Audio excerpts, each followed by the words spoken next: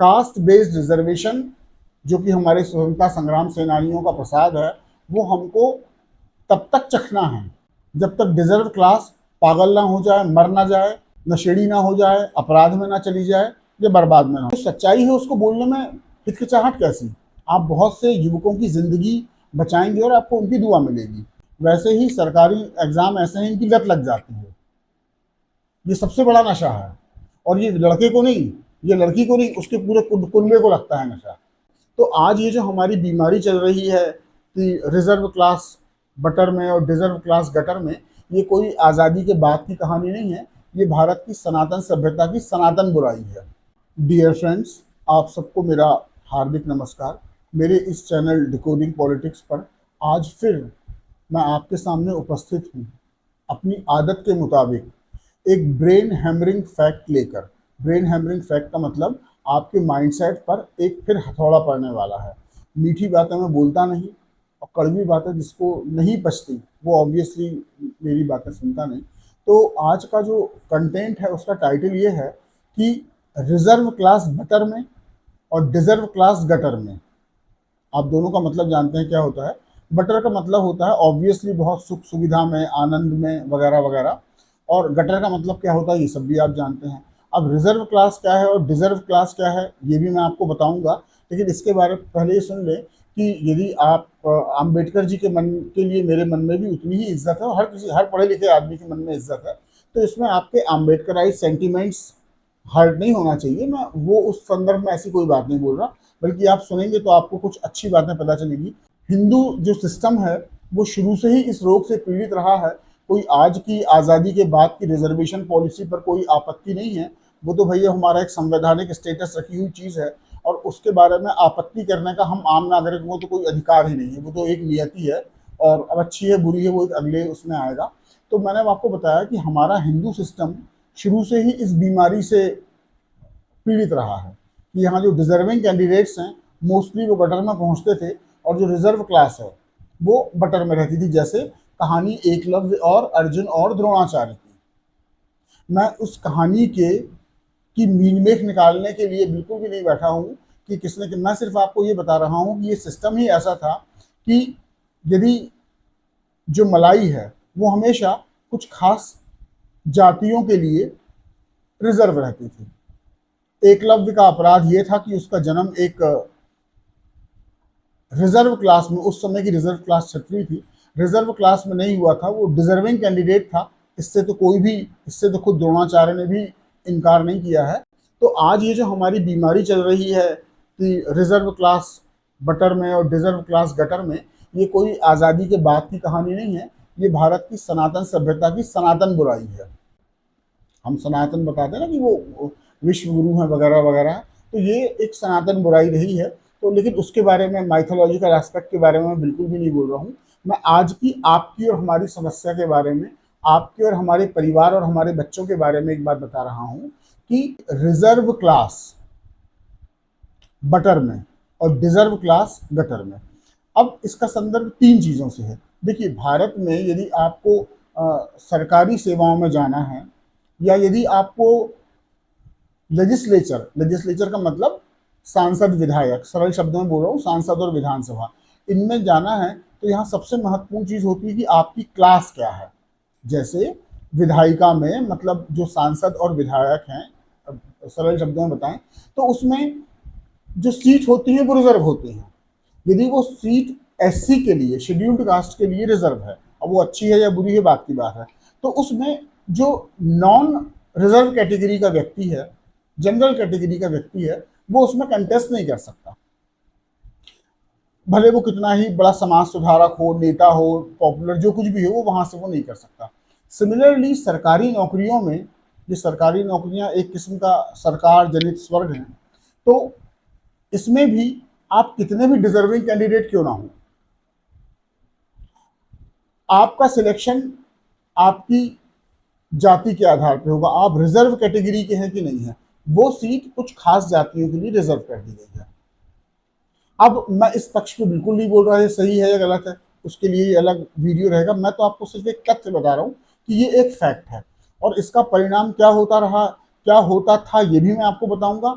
और आने वाला कितना बुरा होगा ये भी मैं आपको बताऊंगा। देखिए, पहले जब नॉन रिजर्व कैटेगरी का कैंडिडेट डिजर्विंग होता था और उसको मनचाहा जॉब या इस किस्म की चीजें नहीं मिल पाती थी, तो उसके पास एक विकल्प था कि वो विदेश चला जाए।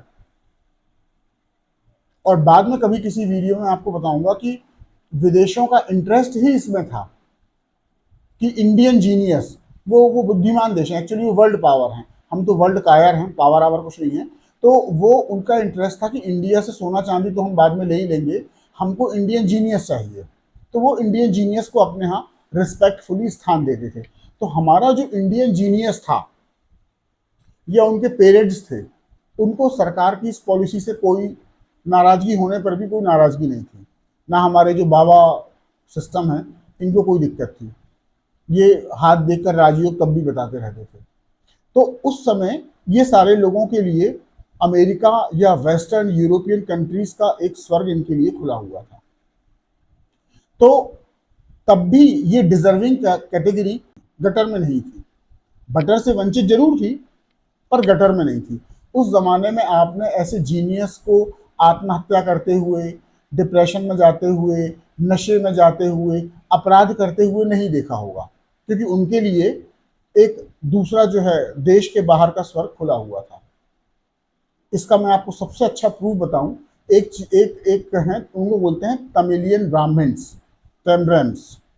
साउथ इंडिया से तमिलियन ब्राह्मण्स आज़ादी के बाद इनको मार खदेड़ के भगाया गया। वो एक पलायन की दूसरी कहानी है, लेकिन हमारे मीडिया को, हमारे नेताओं को, हमारे बाबा जी लोगों को उससे कोई लेना देना नहीं रहा। तो आज अमेरिका में नासा हो या सो कॉल्ड जितने भी बड़े बड़े की पॉइंट ऑर्गेनाइजेशन हैं, उनमें की पोस्ट पे लोग जो बैठे हैं, चाहे वो सुंदर पिचई हो चाहे कोई भी हो, वो सारे के सारे इसी कम्युनिटी को बिलोंग करते हैं। और अब साउथ इंडियन पॉलिटिक्स पर लेक्चर देने का मेरा कोई इरादा नहीं है, लेकिन वहां पर इनको सिस्टमेटिकली जीनियस का जीनोसाइड किया गया, मतलब इनको वहां से हटा। तो ये तब भी रोए गाए नहीं, ये सब चुपचाप वहां चले गए और अब इनके मन में भारत के लिए, गौर से सुनिए, कोई सिंपैथी नहीं है। अब वो कारण क्या है बात की बात है। तो ये अपने वहां पर इन्होंने अपनी जीनियस से अपना स्वर्ग बना लिया। तो तब भी हमारा जो जीनियस था वो गटर में नहीं था। पिछले वीडियो में मैंने बताया है कि कैसे रिवर्स ग्लोबलाइजेशन हो रहा है। इसका मतलब ये है कि हर देश कहता है हमारे रिसोर्सेस पर पहला हक हमारे लोगों का है, हमारे सिटीजन्स का है। तो अब उन्होंने बाकी देशों के लोगों को, जिसमें इंडियंस भी हैं, उनको फायर करना शुरू कर दिया या किसी न किसी बहाने उनको अपने मेन सिस्टम से साइडलाइन करना शुरू कर दिया। तो अब हमारा जो जीनियस था, या जिसको मैं बोल रहा हूँ डिजर्विंग क्लास, अब वो एक्चुअली गटर में आने वाली है। अब विदेशों में उनके लिए ये सारे दरवाजे, भारत में तो पहले भी बंद थे, विदेशों में भी उनके लिए ये दरवाजे धीरे धीरे बंद होते जा रहे हैं। और जैसा कि आप सब जानते हैं, इसमें आर्टिफिशियल इंटेलिजेंस, रोबोटिक्स और एडवांस कंप्यूटिंग इनका हाथ है। तो अब ये आखिर जीनियस, जो इंडियन जीनियस था, जिसको मैं इंडियन डिजर्विंग क्लास कह रहा हूँ, ये जाएगा कहाँ? वहाँ जा नहीं सकता। और इंडिया में इनके लिए अपॉर्चुनिटीज इसलिए नहीं है कि इंडिया में हर गोल्डन क्या, फोर्थ क्लास अपॉर्चुनिटी में भी आपका डिजर्विंग होने से ज़्यादा महत्वपूर्ण है आप रिजर्व क्लास में है कि नहीं है। तो अब ये जो डिजर्विंग क्लास था, अब ये एक्चुअली काहे में आने वाला है? अब ये आने वाला है या आ चुका है, लेकिन ये बोल नहीं रहा है। और मजे की बात यह है कि जो इसके रहनुमा हैं, इनके रहनुमा बाबा बैरागी लोग भी हैं। बाबा बैरागी लोग अभी भी गंडा तावीज बेच के, रत्न बेच के इनको बताते हैं कि तुम्हारा राजयोग आने वाला है, लेकिन अब वो राजयोग का दौर चला गया है। तो अब प्राइवेट सेक्टर में भी, अब आप सोचेंगे कि ये इंडियन प्राइवेट सेक्टर में चले जाएं, तो इंडियन प्राइवेट सेक्टर में भी सॉरी टू से इनके लिए या तो कोई बहुत अच्छी जगह नहीं है, और जगह भी है तो तभी तक है, आप तभी तक हायर्ड हैं जब तक फायर ना किए जाएं। तो वहाँ भी इनका जॉब परमानेंट नहीं है।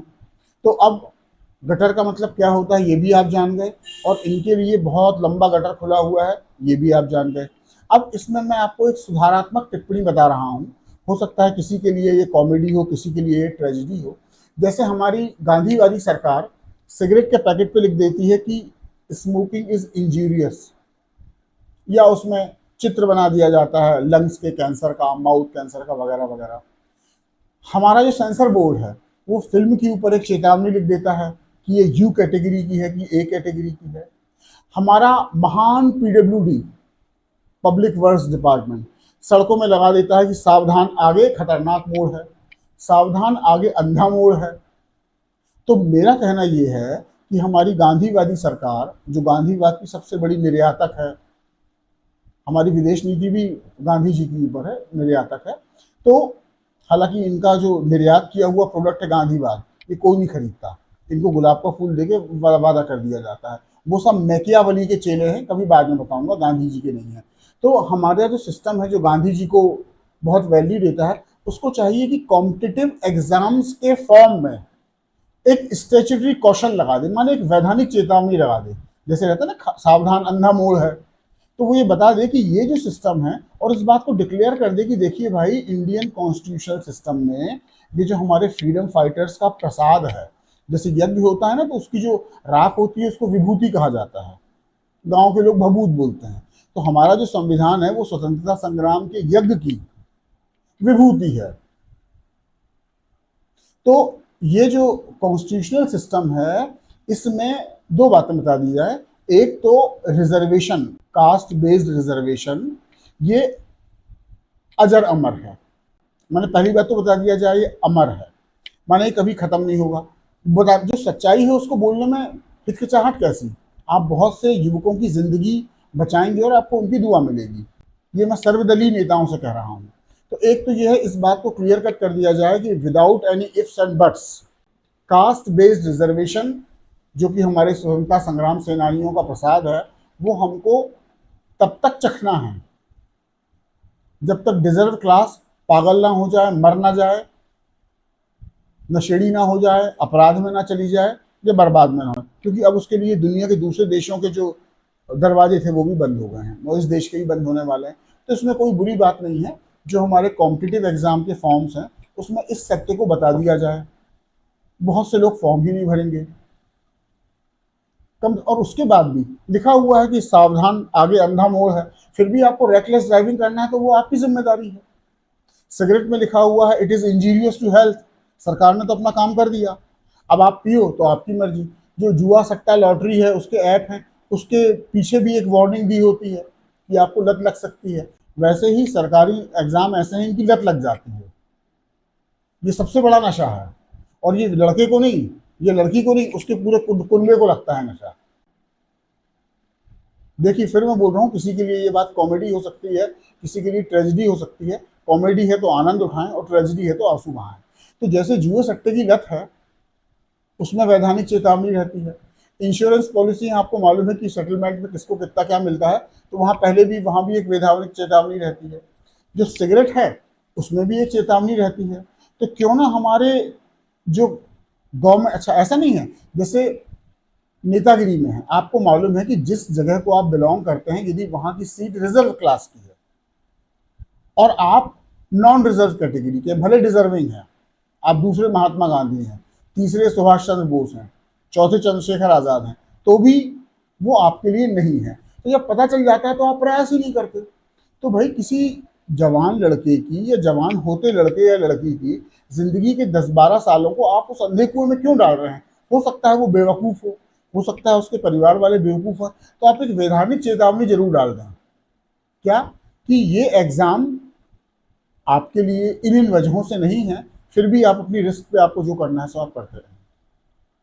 क्योंकि जब 12-13 साल, और जवानी के 12-13 साल का मतलब होता है पूरी जिंदगी, उसके बाद फिर कुछ नहीं बचता, तो उसमें आप एक वैधानिक चेतावनी डाल दें, जैसे जुए सट्टे में होती है, इन सब में, कि ये एग्जाम एक लत के समान है और ये आप लोगों के लिए नहीं है। सिमिलरली मेरी ये अपील बाबाओं से भी है, जो भाग्य बताते हैं, कुंडली बताते हैं, ग्रह नक्षत्र बताते हैं, रत्न बेचते हैं कि तुम्हारा राजयोग आने वाला है, फलाना ठिकाना। इनको भी चाहिए कि अपनी कमाई में थोड़ा ईमानदारी का अंश लेकर आएँ, और अपने जातक को या अपने जजमान को ये स्पष्ट तौर पे बोल दें कि भाई, ये जो ज्योतिष शास्त्र है उससे बड़ा संविधान शास्त्र है। आप संविधान शास्त्र की इज्जत कीजिए, और वो आपके ऊपर बाध्यकारी है। तो अच्छा, तो एक बात तो ये बता दें, कौन सा, कि कास्ट बेस्ड रिजर्वेशन अमर है। दूसरा ये भी बता दें, अजर है, अजर का मतलब जिसको बुढ़ापा ना आए, जो एवर यूथ बना रहे, वो ये बता दें कि भाई हर 5 साल बाद रिजर्वेशन का परसेंटेज और बढ़ेगा। तो जो लोग मूर्खतावश, अज्ञानवश इनमें अपने साल लगाते हैं, वो इन सब चीज़ों से बच जाएं। और ये सत्य है, और सत्य को सत्य के रूप में कहना कौन सा अपराध है। वो मूर्ख हो सकते हैं, पर उनकी भी जिंदगी हमारे कॉन्स्टिट्यूशनल सिस्टम को ही सेव करना है। तो मैंने आपको दो बातें बताई वीडियो के पहले हिस्से में। मैंने आपको बताया कि इंडियन कॉन्स्टिट्यूशनल सिस्टम में जीनियस का या डिजर्विंग कैंडिडेट का हाल पहले क्या था और क्या उनको रिलीफ मिलता था, और आज की तारीख में क्यों उनके लिए बाध्य है कि उनका जीवन गटर होने वाला है। और दूसरे हिस्से में मैंने ये बताया कि इसके लिए कौन सा सरकारी प्रयास किया जा सकता है, कौन सा गैर सरकारी प्रयास किया जा सकता है, धार्मिक बाबाओं के लेवल पे क्या प्रयास किया जा सकता है। और ये सब चीज़ें करने में कोई पैसा खर्च नहीं होता, वार्निंग ही तो इशू करना है। That's it.